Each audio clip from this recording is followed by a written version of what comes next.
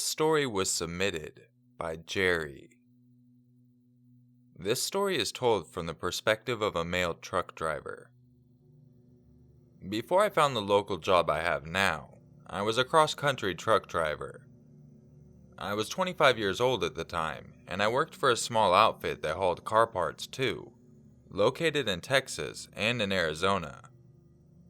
I was leaving from the shipper in Texas when I realized I was almost out of my drive time. I remembered a truck stop that wasn't too far up the road, and I had enough time to get there to do my 10-hour break. As I pulled into the parking lot, I saw a parking space right up front and was able to back in before anyone else. It was in the corner with no overhanging lights, to which I thought I could sleep well with no light shining in. In hindsight, this was not the best idea. I walked inside, grabbed dinner, showered, and then returned to my truck. I crawled back into the sleeper, and within minutes I was asleep. Around 3 a.m., I was awakened by someone furiously beating on my driver's side door.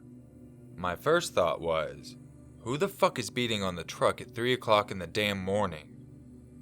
As I got up, I pulled the curtain dividing the sleeper from the cab back a little, revealing a woman standing on the steps of the truck. Thinking it was a lot lizard, I yelled, "Go away!" before laying back down. No sooner than I did, I heard her beating at the door again. I got up, grabbed my mini bat that I checked my tire pressure with, and slid up to the front. I cracked my window and asked her, "What do you want?" "Hey, are you looking for a good time?" I told her to get off the truck and get lost. I made sure both doors were locked, and I went back to bed. She proceeds to beat even harder all over the truck, yelling, "You'll pay for this!" Empty threat, right? Just to be safe, I grabbed my phone and called the Texas State Police, and tell them what's going on, where I am, and what truck I'm in. They responded saying that they were sending a trooper who was about 10 minutes away. The second I hang up, the beating gets heavier and louder. At this point, I can hear a man whispering outside the truck, and my adrenaline kicks in. As I sit there with bat in hand, I hear something solid hit the glass. My hair is standing on end as something hits it again and again until I hear the glass shatter. I ready myself as I rear back, pull back the curtain ready to swing, and as I do, I'm blinded by a bright light and hear the men yelling at someone to get down and get on the ground. As my eyes adjust, I see a black man halfway through my now shattered driver's side window as the troopers grab him and throw him to the ground. I drop my bat and put my hands in the air as I exclaimed I'm the driver. 10 minutes pass, and I was able to come out of my truck. The trooper asked if I was okay, and I said yes, even though I was shaken up by what I had just endured. They had the man and woman cuffed in the back of a cruiser, and asked me to identify the woman as the one from earlier. I confirmed that it was her, and they took down my statement. From what I gathered, she was in fact a prostitute, and he was her pimp. Apparently they've done this before, beaten and robbed unsuspecting drivers. They found a piece of cinder block next to the glass, and assumed that's what he broke the window with. When they searched him, they found a fixed blade knife tucked into his belt. The troopers took them away, and I called my dispatcher to tell them what had happened. They installed a new window, and I drove back home, and then took the rest of the week off. Thinking back on this whole experience, I can't even imagine what would have happened if the troopers hadn't arrived when they did.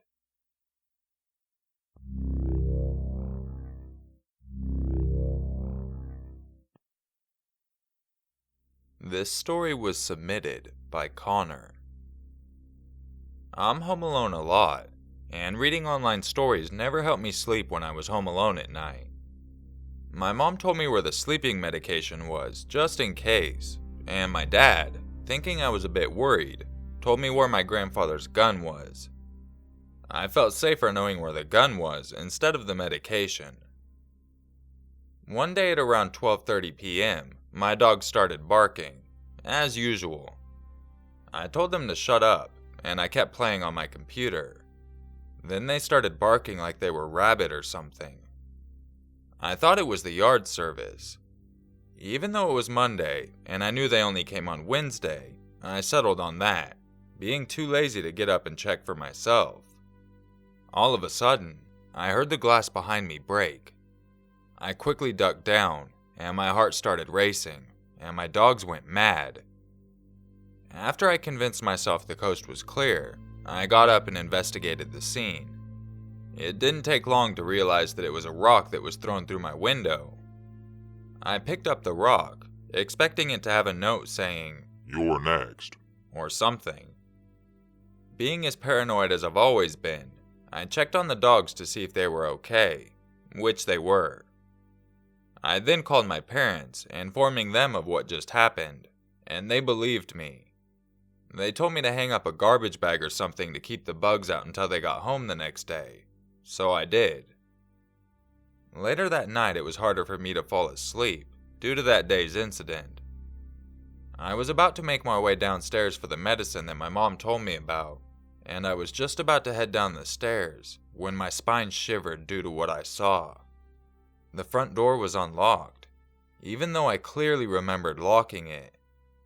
I darted to my room, making a lot of noise on the way. I hid there for a good 20 minutes until I convinced myself I was going crazy. I made my way quietly downstairs, very slowly, until I jumped at my dogs barking. That was normal for them when I walked down the stairs. I reached the door and locked it, then I turned around and saw my dogs. They were still barking, and even weirder, they weren't looking at me, but instead the kitchen. I went back upstairs and grabbed the gun, and thinking it was just me being paranoid, I broke the silence by screaming at them to be quiet. They ignored me and kept on barking. I felt the need to fire a shot, but obviously I didn't, thinking my parents would scream at me for being paranoid. I made my way downstairs once more. When I got to the medicine cabinet, I felt safe once again, thinking that they were just barking at a squirrel out the window. I was about to close the medicine cabinet when I heard a large bang at the door. I dropped the pills and hid in the laundry room, hoping that they would just leave. I couldn't have been more wrong. I heard the doorknob turning, but nothing happened because of the lock. Then I heard the trash bag shaking, and then the pins holding it up falling out. They must have been inside the house. I peed myself a little bit, but who wouldn't in this situation? I tried to keep as quiet as I could while my dogs were barking. I heard him walk up the stairs, followed by the sounds of all 5 doors opening one at a time. He must have been checking who was home. He came downstairs after about 5 minutes. I could feel my heart beating faster than ever.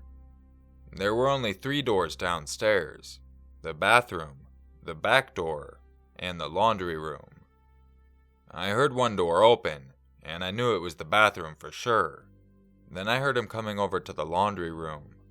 I was shaking as I had the gun aimed at the door. Then I heard him stop, followed by him screaming, "Fuck off, stupid animals!" I opened the door a little bit, and saw my dogs biting him all over as he kicked them off. Bleeding from his wounds, he ran out of the house.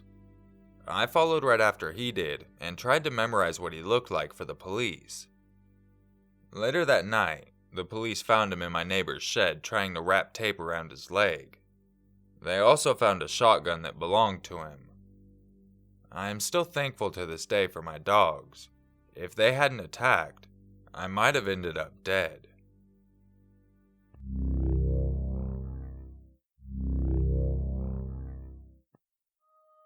If you enjoyed this video, you know what to do. If you would like a chance to have your story featured in an upcoming video, make sure you check the description on information on how to submit your stories. Now in the first story, it's a really good thing you took that extra precaution to call the authorities just in case something went bad. In this instance, it could have very well have saved your life. Fortunately, they were able to get there quick enough and catch the people in the act, That way they're off the street and leaving the other truck drivers alone. I've actually heard of something like this quite a bit, and I'm not even a truck driver. Now for the second story. Fortunately, you had a couple of good dogs that took care of you, but I did have a question because it wasn't quite clear in the story. Where were your dogs during this whole coming in, and how did the person actually get into the house without your dogs attacking them until they got back downstairs? Were they maybe locked in another room, or with you and you just let them out? I wasn't quite sure on that aspect, but regardless, at least the dogs got there in time. I appreciate everyone sending in their stories, and I've been reading in the comments a lot of people are saying they wish that they had more variety. I have to agree with you, but the thing is, I'm actually getting low on my submissions. A lot of the stories I get are stalker stories. I'm hoping to get a little more variety, but that's where I'm hoping you guys could help me. I'm really looking for a lot of stories. If you have anything scary that you would like to share with the community, I would really appreciate you sending it to me in an email. I'm actually really specifically looking for a couple of scary stories from the San Francisco Bay Area.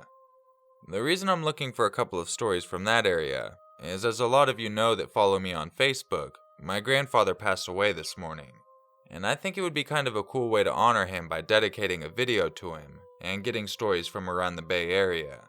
So if you happen to have any scary experiences from when you were in the Bay Area, I would love to give them a read. On another note, another horror narrator that's big in the community, a lot of you probably know him, Corpse Husband, has been diagnosed with gastroesophageal reflux disease, also known as GERD. To explain what it is, it would be really complicated, but essentially how it feels is it feels like you get a knot of something stuck in your throat when there's nothing there.